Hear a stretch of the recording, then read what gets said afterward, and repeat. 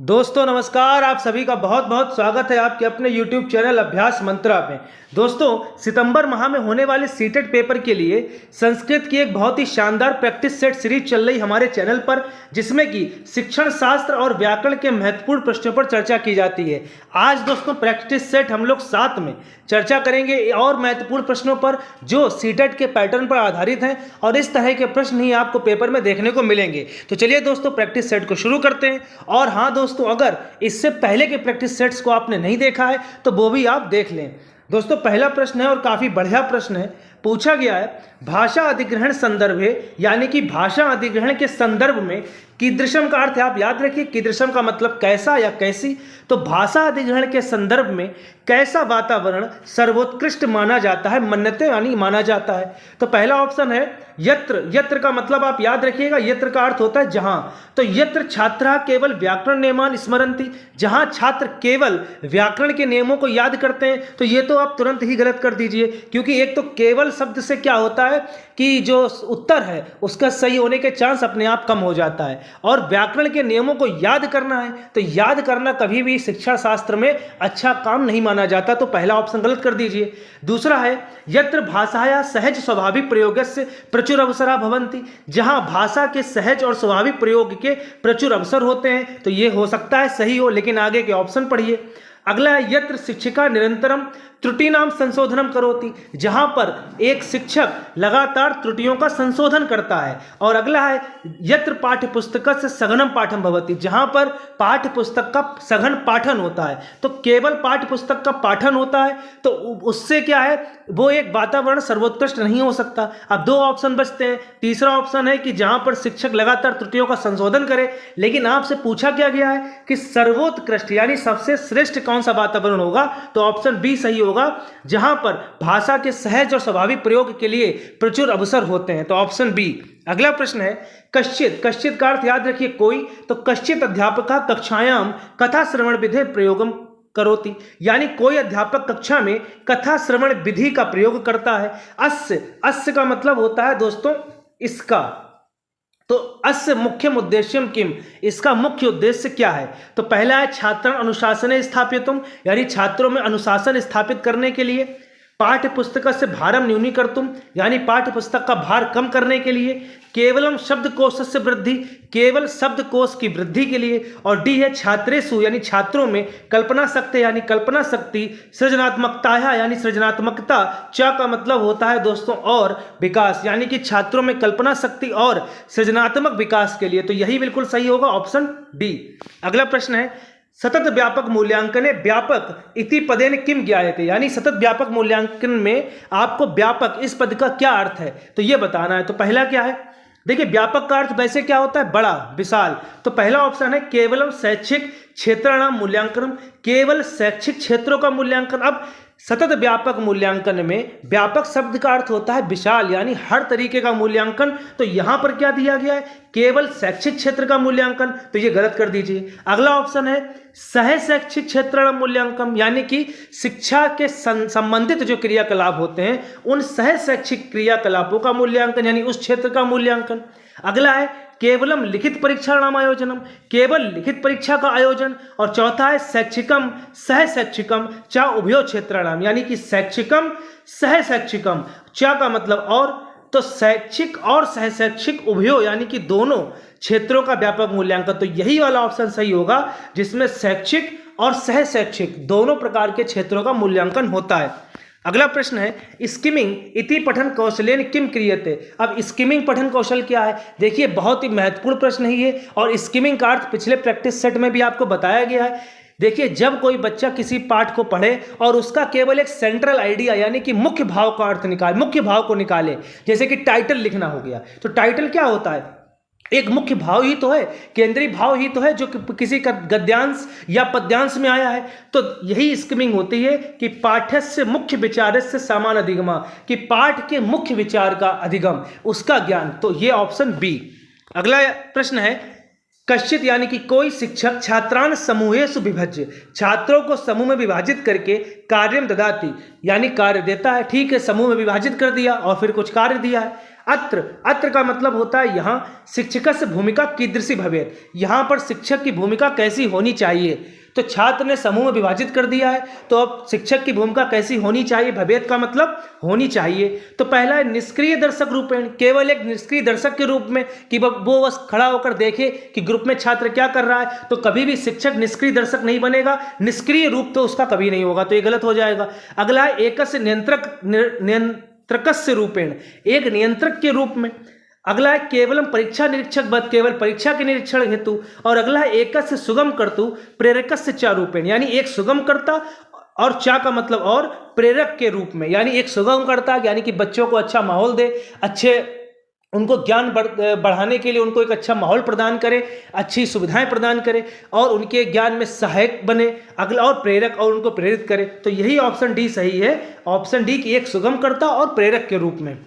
अगला है एका शिक्षिका, यानी एक शिक्षिका है कक्षायाम समाचार पत्र से, यानी समाचार पत्र का। देखिए जब भी कभी संस्कृत में ये आधा सा और या जुड़ जाए तो ये पुल्लिंग के बाद जुड़ता है और इसका अर्थ हो जाता है का से। जैसे समाचार पत्र से का अर्थ हो जाएगा समाचार पत्र का, जैसे कि रामस्य का अर्थ हो जाएगा राम का।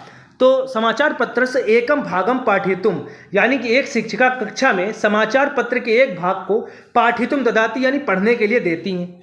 यह वास्तविक संवाद धारता अस्ति, जिसमें कि वास्तविक संवाद है, था मतलब है, अस्ति का मतलब होता है। एतादृशी सामग्री, इस प्रकार की सामग्री शिक्षण शास्त्रे किम कथ्यते, इस प्रकार की सामग्री को शिक्षण शास्त्र में क्या कहा जाता है। देखिए बहुत ही महत्वपूर्ण प्रश्न है, इसका आंसर तो है ऑप्शन बी प्रमाणिक सामग्री। और प्रमाणिक सामग्री क्या होती है, जो व्यवहारिक रूप में मौजूद रहती है, यानी कि वो कल्पना शक्ति पर कोई कहानी किस्सा नहीं है, वो व्यवहारिक रूप में असलियत की दुनिया में वो मौजूद है। जैसे कि कोई, मैंने आपको पिछले प्रैक्टिस सेट में भी बताया था, जैसे कि किसी अगर आप होटल वगैरह में जाएं तो वहाँ की जो मेन्यू होता है, यानी कि वहाँ की जो सूची होती है खाद्य पदार्थों की, विभिन्न प्रकार के भोज्य पदार्थों की, वो, या इसके अलावा रेलवे टिकट जो होती है या बस टिकट जो होती है वो, समाचार पत्र जो होता है वो, या फिर किसी लेखक, किसी इतिहासकार के द्वारा या किसी महापुरुष के द्वारा उसकी जीवनी जो लिखी गई, तो ये सब प्रामाणिक सामग्री हैं। तो याद रखिए जो व्यवहारिक रूप में मौजूद है, कल्पना शक्ति पर आधारित नहीं है, तो वो ऑप्शन बी प्रामाणिक सामग्री।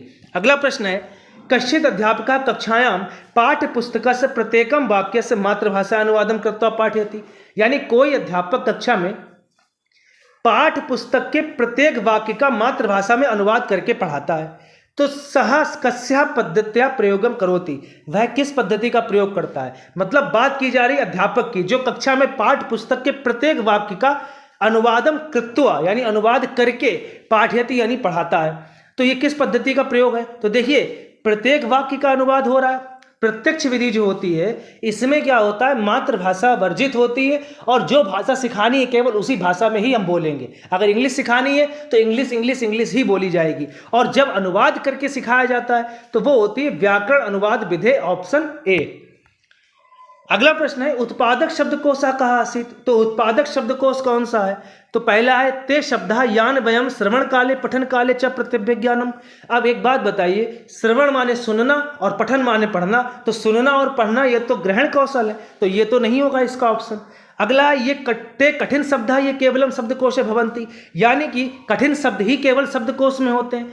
तीसरा है ते शब्दाम येषाम प्रयोगम वयम भाषण काले लेखन काले च कुर्मः, यानी कि जिन शब्दों का प्रयोग हम भाषण काल और लेखन काल में करें। तो यही बिल्कुल सही जवाब है, ऑप्शन सी कि उत्पादक शब्दकोश वही होता है जब शब्दों का प्रयोग हम भाषण यानी कि बोलने में और लेखन यानी लिखने में यानी उत्पादन में करते हैं। अगला प्रश्न है कश्चित बालिका, यानी कोई बालक भाषाम अधिग्रहीतुम, यानी भाषा अधिग्रहण के लिए जन्मजात क्षमता धार्यति, यानी कि किसी बालक में भाषा अधिग्रहण की जन्मजात क्षमता होती है। तो ऐसा विचारक कस्य सिद्धांतेन संबद्धा, यह किसके विचार से संबद्ध है। कस्य का मतलब किसका या किसकी, तो आपको पता होना चाहिए कि भाषा की क्षमता जन्मजात होती सीखने की, तो नॉम चॉम्स्की, ऑप्शन डी। अगला प्रश्न भाषाई सापेक्षता परिकल्पना, बहुत ही बेहतरीन प्रश्न है जिसको सैपिर-वॉर्फ परिकल्पना कहते हैं। तो इसमें यहाँ पर छुपा हुआ किम कथयति, यहाँ पर होगा किम मतलब ये क्या कहती है। तो भाषाई सापेक्षता परिकल्पना ये क्या कहती है, जिसको सैपिर-वॉर्फ परिकल्पना कहते हैं। तो देखिए ये क्या कहती है, पहला ऑप्शन है भाषा विचारम न निर्धार्यति, यानी कि भाषा विचारों का निर्धारण नहीं करती है। विचारा भाषा निर्धार्यति, विचार भाषा को निर्धारित करते हैं, पहला ऑप्शन। दूसरा है भाषा अस्माकम चिंतनस्य विश्व दृष्टाचा निर्धारणम, यानी भाषा अस्माकम का मतलब याद रखिएगा हमारे या हमारी, तो भाषा हमारे चिंतन को, सोचने को, और विश्व दृष्टि यानी जो हमारा वर्ल्ड व्यू है, कैसे हम संसार को देख रहे हैं, इसका निर्धारित करती है या इस पर प्रभाव करती है। अगला है भाषा केवलम कंठस्थीकरण से माध्यम, भाषा केवल कंठस्थीकरण का माध्यम है। और सर्वेषां मनुष्याणां भाषा एका एव भवति, सभी मनुष्यों की भाषा एक ही होती है। याद रखिएगा ये जो एव लिखा है, एव का मतलब होता है ही। तो जो सैपिर-बोर्फ की परिकल्पना है, यानी भाषाई सापेक्षता परिकल्पना है, वो ये कहती है कि भाषा जो है वही निर्धारित करती है कि हमारा वर्ल्ड व्यू यानी विश्व दृष्टि कैसी होगी और हम कैसा सोचेंगे। तो ऑप्शन बी ये बताया था सैपिर-बोर्फ ने कि भाषा से ही निर्धारित होता है ना विचार हमारे, ना कि विचार से भाषा। तो पहला ऑप्शन इसीलिए गलत हो गया। तो इन्होंने बताया कि जैसे हम संसार को देखते हैं, हम जो भी संसार में देखते हैं और जैसी हमारी सोच होती है, ये सब भाषा निर्धारित करती है। Option B. अगला प्रश्न है उपज्ञानात्मक अभिलेखा, इंग्लिश मैंने लिखी थी जिससे कि आपको आसानी थोड़ी लगे। एनेक्डोटल रिकॉर्ड, अब इसकी संस्कृत के पेपर में इंग्लिश लिख के शायद नहीं आएगी। तो पोर्टफोलियो ता कथम भिन्नास्ति, यानी कि जो उपज्ञानात्मक अभिलेख है ये पोर्टफोलियो से किस प्रकार, कथम का मतलब कैसे या किस प्रकार भिन्न है। तो पहला है उपज्ञानात्मक अभिलेख, यानी उपज्ञानात्मक अभिलेख में छात्र से यानी छात्र के जीवन से यानी जीवन की विशिष्ट घटनाओं, व्यवहारस्य च संक्षिप्तम वर्णन भवति, यानी कि उसकी कुछ विशेष घटनाओं का या उसके जो व्यवहार है छात्र का, उसका संक्षिप्त वर्णन होता है, पहला ऑप्शन। दूसरा, उपज्ञानात्मक अभिलेख में केवल परीक्षा के अंक होते हैं, दूसरा ऑप्शन।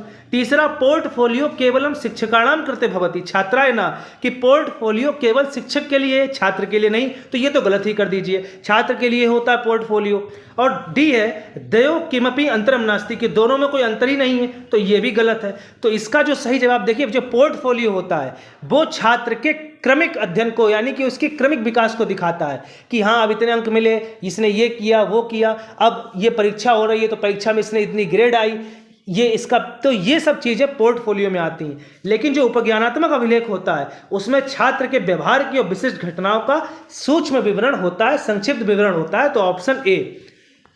अगला प्रश्न है भाषा अधिगम संदर्भे, भाषा अधिगम के संदर्भ में क्रैशन महोदय प्राकृतिक क्रम परिकल्पना किम प्रतिपादयति, यानी कि जो क्रैशन महोदय यानी कि जो महोदय हैं उनके अनुसार प्राकृतिक क्रम परिकल्पना क्या प्रतिपादित करती है।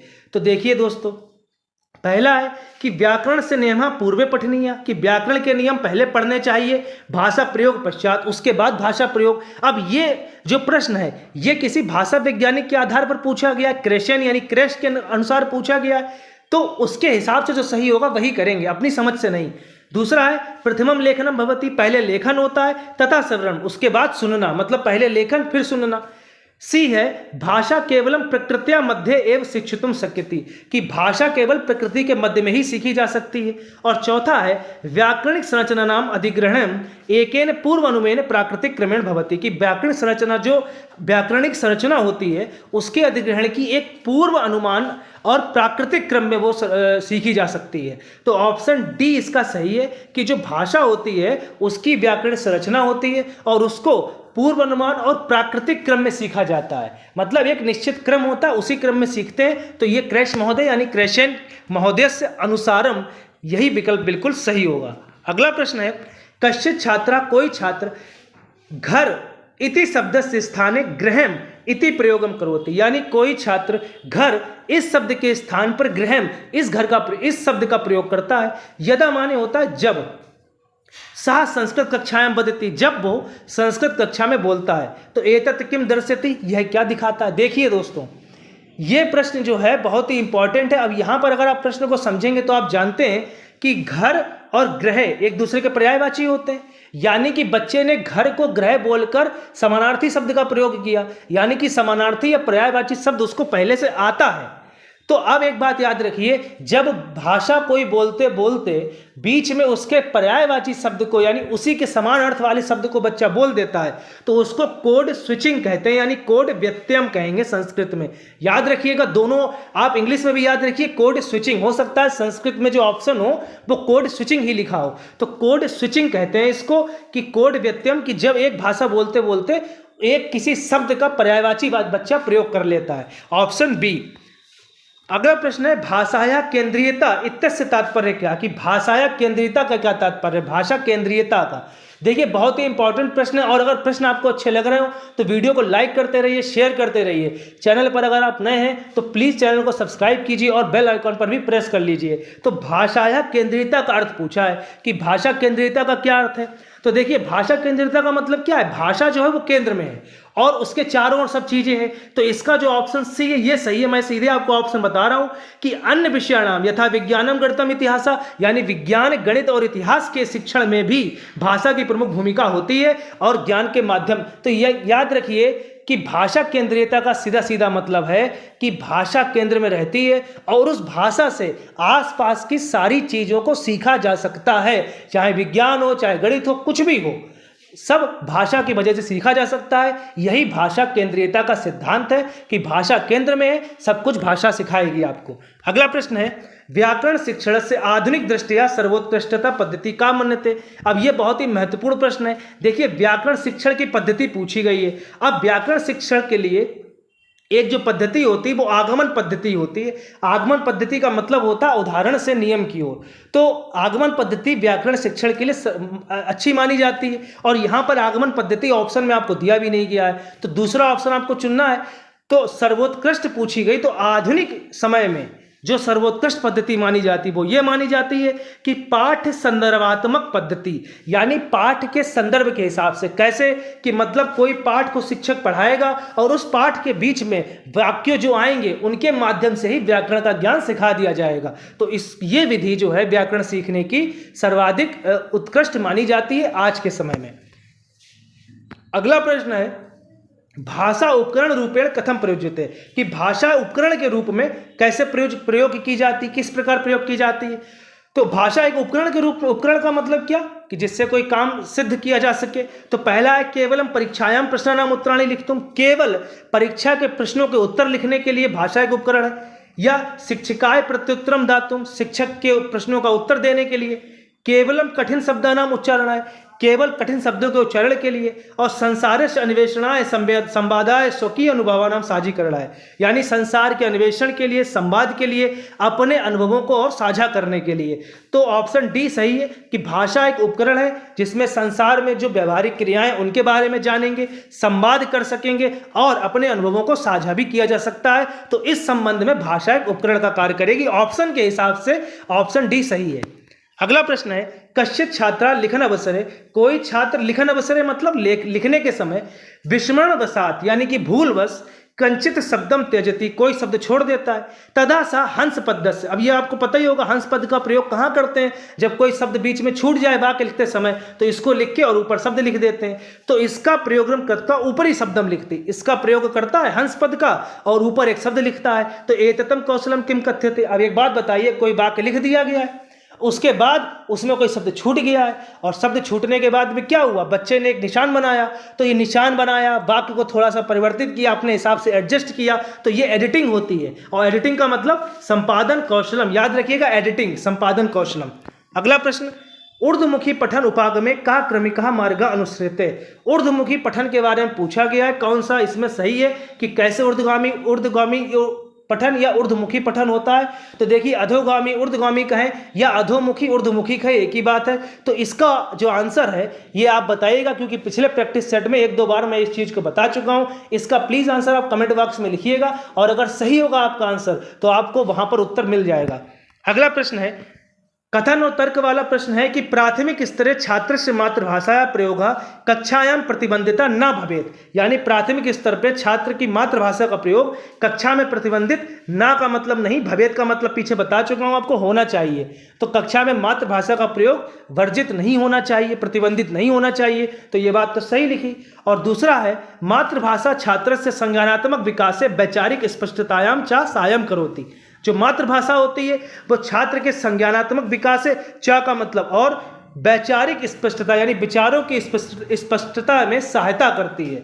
तो इसमें अब ये दोनों ही बातें सही हैं। सीधी सी बात है कि प्राथमिक स्तर पर मातृभाषा का प्रयोग प्रतिबंधित नहीं होना चाहिए, और दूसरा है कि भाषा जो होगी विचारों की स्पष्टता व्यक्त करने में या संज्ञानात्मक विकास में सहायता करती है। तो बात तो दोनों सही लिखी है। तो दो ऑप्शन तो शुरू के गलत ही हो गए क्योंकि इनमें एक गलत बताया गया।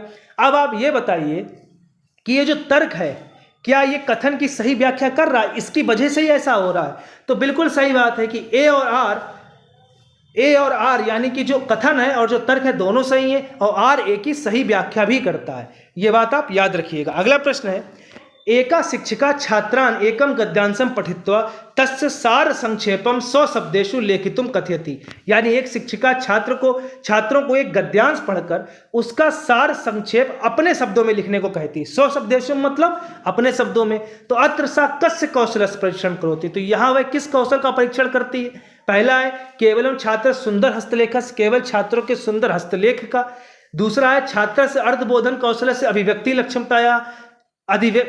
क्षमताया चा, यानी छात्रों के अर्थबोध कौशल यानी उनकी अर्थ निकालने की क्षमता और अर्थ निकालने का कौशल और अभिव्यक्ति की क्षमता का। छात्र से कंठस्थीकरण शक्ति, छात्रों के कंठस्थीकरण की शक्ति का, या छात्र से श्रवण कौशल से, छात्रों के सुनने की शक्ति का। तो देखिए शिक्षिका ने एक क्या किया, गद्यांश पढ़ाया और गद्यांश पढ़ाकर उसको सार लिखने को कहा है। तो उससे छात्रों को वो क्या देखना चाहती है, उनके अर्थबोध का कौशल और अभिव्यक्ति की क्षमता देखना चाहती कि कैसे बच्चे कितना इन्होंने अर्थ ग्रहण किया और कितना बच्चे लिख पा रहे हैं, कैसे लिख पा रहे हैं। अब दोस्तों व्याकरण के प्रश्न, और आज के व्याकरण प्रश्नों में कर्ता जो कारक हैं हमारे, कर्ता से लेकर संबोधन तक, उन सबके जो इंपॉर्टेंट प्रश्न बनते हैं कारक के पेपर में, कंफ्यूजन वाले जो अपवाद हैं उनसे रिलेटेड प्रश्न शामिल किए गए। पहला है वृक्षात पर्णम पतति अस्मिन वाक्य पर्णम किम कारकः अस्ति। बहुत ही महत्वपूर्ण प्रश्न है और 70% लोग इस क्वेश्चन को जल्दबाजी में गलत कर देते हैं। देखिए इस प्रश्न में हमसे कहा गया है कि वृक्षात पर्णम पतति, तो इसका अर्थ क्या हुआ, वृक्ष से पत्ते गिरते हैं या वृक्ष से पत्ता गिरता है। तो अगर वृक्ष से पत्ता गिरता है इसका अर्थ हुआ, तो इसमें पर्णम में कारक पूछा गया है। तो अब जल्दी में क्या अपादान लगा देंगे क्योंकि वृक्ष से अलग होने का भाव है। लेकिन एक बात समझिए कि अगर वृक्षात शब्द में पूछा जाए तो वृक्षात शब्द में तो पंचमी विभक्ति यानी अपादान कारक है क्योंकि वृक्ष से अलग हो रहे हैं। तो पूछा गया है पर्णम में, तो पर्णम में कौन सा कारक है, पत्ता गिरता है। तो जो करता है वही तो करता है, यानी जो कोई काम करता है उसी को कर्ता कहते हैं, सब्जेक्ट। तो यानी पत्ता गिरता है तो पर्णम में यहाँ पर कर्ता कारक है। तो याद रखिए जिसमें कारक पूछा जाए उस शब्द के ऊपर गौर करना है आपको, नियम केवल रट के मत जाइए। ऑप्शन डी सही होगा यहाँ पे। अगला प्रश्न है, और अगर दोस्तों ये प्रश्न आपको बहुत ही अच्छा लगा हो तो वीडियो को लाइक कर दीजिए और कमेंट जरूर करके बताइए कि कैसे प्रश्न लग रहे हैं आपको। अगला प्रश्न है मूर्खाय मोदकम रोचते अत्र मूर्खाय पदे कहा कारकः स्वीकृते। देखिए अगर आपको रूप याद है तो आप बता देंगे कि मूर्खाय में कौन सी विभक्ति, अगर आपको रूप याद है कौन सी विभक्ति कौन सा कारक है। रामा रामो रामा रामम रामो रामान रामेण रामाभ्याम रामई, फिर रामाय आ जाता है तो चतुर्थी विभक्ति सही हो जाती है। लेकिन अगर मान लीजिए आपको रूप नहीं पता है, मान लीजिए कि आपको रूप पता ही नहीं है, तो कैसे समझेंगे, समझिए। देखिए ये शब्द याद रखिएगा, नमः यानी नमस्कार करने में, रोचते यानी कि पसंद करना, रोचती रोचते यानी कि रुचिकर अच्छा लगने में, दान ददाती यानी कि देने में। तो जब ये शब्द आ जाए तो वहां पर संप्रदान कारक चतुर्थी विभक्ति लगाइए। कौन सा कारक, संप्रदान कारक, और कौन सी विभक्ति, चतुर्थ। तो यहां पर ऑप्शन ए होगा संप्रदान। और किसमें होगा, जिसको ये काम अच्छा लग रहा है। जैसे यहां पर मूर्खाय मोदकम रोचते लिखा है, इसका अर्थ है कि मूर्ख को मोदक अच्छे लगते हैं। पता नहीं ये सेंटेंस किस प्रकार या किसने ही बनाया है। मूर्ख को मोदक, क्या मोदक तो बहुत से लोगों को अच्छे लगते हैं फिलहाल, तो मूर्ख को मोदक अच्छे लगते हैं। तो किसको अच्छे लग रहे हैं, मूर्ख को। तो अब यहां पर अगर आप हिंदी निकालेंगे तो यहां तो को शब्द आ गया। को का मतलब होता है कर्ता ने कर्म को, लेकिन यहां पर को में होगा संप्रदान कारक। तो याद रखिएगा अगर किसी को नमस्कार किया जाए, किसी को कोई चीज दी जाए या किसी को कोई चीज़ अच्छी लगे, रुचिकर लगे, तो वहाँ पर जिसको ये चीज़ लग रही है या जिसको नमस्कार किया जा रहा है उसमें संप्रदान कारक होगा। अर्थ अगर आप हिंदी में निकालने जाएंगे तो बात अलग। और दूसरी बात, अगर आपको रूप याद है तो आप गलत नहीं करेंगे क्योंकि मूर्खाय आपको पता होगा चतुर्थी विभक्ति एक बच्चे ने संप्रदान कारक आता है। अगला प्रश्न, शिष्य उपाध्यायात अधीते, यानी शिष्य जो है उपाध्याय से पढ़ता, शिक्षक से पढ़ता, इस तरीके से आप समझ सकते हैं। तो रेखांकित पदे कहा कारकः वर्तते।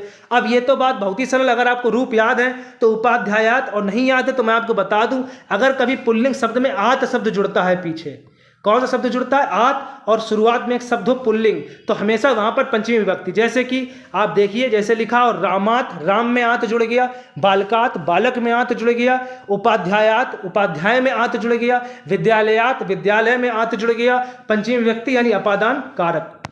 अगला प्रश्न है मृगः सिंघात बिभेति। अब देखिए सिंघात आ गया। अब मान लीजिए आपको रूप नहीं याद, मैंने पीछे बता ही दिया कि आत जुड़ जाए तो पंचमी विभक्ति अपादान कारक होगा। लेकिन अगर मान लीजिए रूप आपको नहीं याद, तो ये जो बिभेति का मतलब है, इसका मतलब होता है डरना या डर से।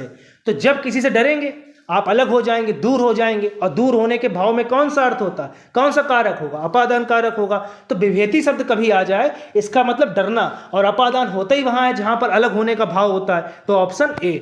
अगला प्रश्न, नगरम सर्वतः प्राचीरम वर्तते। अब इसमें नगरम में पूछा गया। अगर आपको रूप याद होंगे, फिर से मैं बात कह दूं तो कोई बात नहीं, आप कर लेंगे। लेकिन मान लीजिए आपको रूप नहीं याद है, तो क्या करेंगे? तो याद रखिए, इसका अगर आप हिंदी अर्थ निकालेंगे तो इसका हिंदी अर्थ होगा कि नगर के सब ओर प्राचीर है, यानी एक दीवार बनी हुई, जो भी आप समझ लें। तो यहां पर बीच में के शब्द आ रहा है, जैसे के आ रहा है संबंध कारक पे आपकी इशारा जा रहा है, पहला ऑप्शन संबंध दिया गया, लेकिन नहीं। याद रखिए ये शब्द हैं, याद रखिए। सर्वतः का मतलब सब ओर, उभयता का मतलब दोनों ओर, परितः का मतलब चारों ओर, और अभिता का मतलब भी दोनों ओर। ये शब्द कभी भी आए तो जिसके लिए आते हैं वहां पर हमेशा द्वितीय विभक्ति कर्मकारक होता है, ऑप्शन डी। तो नगरम में, नगर के लिए आया ना, नगर के चारों ओर, तो नगर में सब नगरम में होगा कर्मकारक। और अगर आपको रूप याद है तो रामा रामो रामा रामम, तो नगरम, तो ऑप्शन डी। और एक बात, संस्कृत में संबंध कारक होता ही नहीं है, तो ये भी एक बात है। अगला प्रश्न है रामः लक्ष्मणेन सह वनम गच्छति अत्र रेखांकिते पदे कहा कारक अभिहिता। अब रेखांकित पद इसमें कहाँ है? तो लक्ष्मण में है, इसमें आपको कारक बताना है। अगर आपको रूप याद होंगे तो ठीक, नहीं याद है तो याद रखिए ये जो सह शब्द आ जाए तो सह का अर्थ होता है साथ से। किससे होता है? साथ से। तो किसी के साथ जब हों, जिसके साथ हों, उसमें कर्ता करण कारक होता है सहयुक्ते प्रधाने, एक शब्द सूत्र होता है साथ में। तो साथ जिसके, तो राम लक्ष्मण के साथ जाते हैं, तो लक्ष्मण के साथ जा रहे हैं, तो यहां पर के शब्द से संबंध नहीं लगाना आपको, करण कारक होगा। अगला प्रश्न, सह अक्षणा काढ़ा अस्ति, यानी कि वो आंख से काना है। तो जब भी कभी रोग आ जाए इस प्रकार से कि पादेन, जैसे एक शब्द होता है बहुत ही महत्वपूर्ण, पादेन खंजा, यानी पैर से लंगड़ा। तो जब कभी किसी का रोग बताते हैं किसी अंग के साथ, तो वहां पर से निकलता है और यहां पर करण कारक होता है, ऑप्शन ए। जैसे वह आंख से काना है, वह पैर से लंगड़ा है, से शब्द भी निकल रहा है और करण कारक होगा। कौन सा सूत्र होता है? येनांग विकारहा, यानी जब अंग का विकार हो तो वहां पर करण कारक। अगला प्रश्न, नृपः दरिद्राय धनम ददाति। अब मैंने आपको पीछे ही बताया, ददाति शब्द आ गया, ददाति का मतलब देने से है। तो अब अगर आपको रूप पता है तो ठीक, नहीं पता है तो राजा दरिद्राय को, यानी दरिद्र को धन देता है। तो किसके लिए आया देना शब्द? दरिद्र के लिए, तो दरिद्राय में संप्रदान कारक। अगला प्रश्न, अहम कलमेन लिखामी, ये तो बहुत ही सरल है। कलमेन लिखामी, मैं कलम से लिखता हूं, तो से आया ही है यहां पर। अगर आप हिंदी अर्थ निकाल पाएंगे तो यही होगा, मैं कलम से लिखता हूं, तो से का मतलब यहां द्वारा आ रहा है, तो यहां तो सीधा सीधा है ऑप्शन डी, करण कारक, से का अर्थ द्वारा से। प्रश्न दोस्तों अगर अच्छे लग रहे हो तो लाइक जरूर करते जाइए, और अगर चैनल पर नए हैं तो प्लीज सब्सक्राइब कीजिए। जिनको भी आवश्यकता हो उन तक हमारा ये वीडियो जरूर पहुंचाइए। अगला प्रश्न है भिक्षुका नृपम भिक्षाम याचिते अस्मिन वाक्य। अब यहां पर पूछा गया है भिक्षुक जो है, याच का मतलब क्या होता है? याच का मतलब होता है मांगना। क्या होता है? मांगना। तो भिक्षुक नृप से, यानी राजा से भीख मांग रहा है। अब अगर यहां पर आप हिंदी अर्थ निकालेंगे तो यही निकलेगा कि भिक्षुक राजा से, तो यहां से शब्द आ रहा है। लेकिन अगर रूप अगर आपको याद है, इसीलिए रूप बहुत इंपॉर्टेंट है। अगर ये तो सूत्र और कुछ ट्रिक हैं, अगर इन ट्रिक से आप कर पा रहे हैं तो ठीक, नहीं कर पा रहे हैं तो इसीलिए आपको पढ़ाया जा रहा है, नहीं कर पा रहे हैं। लेकिन फिर भी अगर बाई चांस मान लीजिए कुछ घुमा के पूछ दिया तो रूप सबसे इंपॉर्टेंट है। और रूप के लिए चैनल को सब्सक्राइब कीजिए। प्लेलिस्ट पड़ी होगी सुपर टेट संस्कृत के नाम से, उसमें रूप की क्लासेस बहुत जल्दी ट्रिक के साथ होने वाली हैं, 2-4-5 दिन में। में ही, तो वहां से आप देख सकते हैं। तो नृपम इसका अर्थ क्या है? भिक्षुक राजा से भीख मांगता है। तो देखिए जब भी कभी ये याच शब्द आ जाए, मांगने वाली, याद रखिए, तो वहां पर जिसके लिए आई है यानी जिससे मांगा जा रहा है वहां पर कर्म कारक होगा। ये कुछ अपवाद होते हैं, ऐसे तमाम अपवाद हैं, लेकिन मैंने कोशिश की उन प्रश्नों को संकलित करने की जिससे संबंधित पेपर आपके प्रश्न सीटेट में आते हैं। तो जब भी कभी ये याच शब्द आ जाए, मांगना, तो जिससे मांग रहे हैं वहां पर कर्म कारक होगा। और अगर आपको रूप याद है तो जैसे रामा रामो रामा रामम होता है, ऐसे ही नृपम भी होगा, तो द्वितीय विभक्ति यानी कर्म कारक वहां हो ही जाएगा। तो दोस्तों आज के वीडियो में इतना ही। बहुत बहुत धन्यवाद दोस्तों।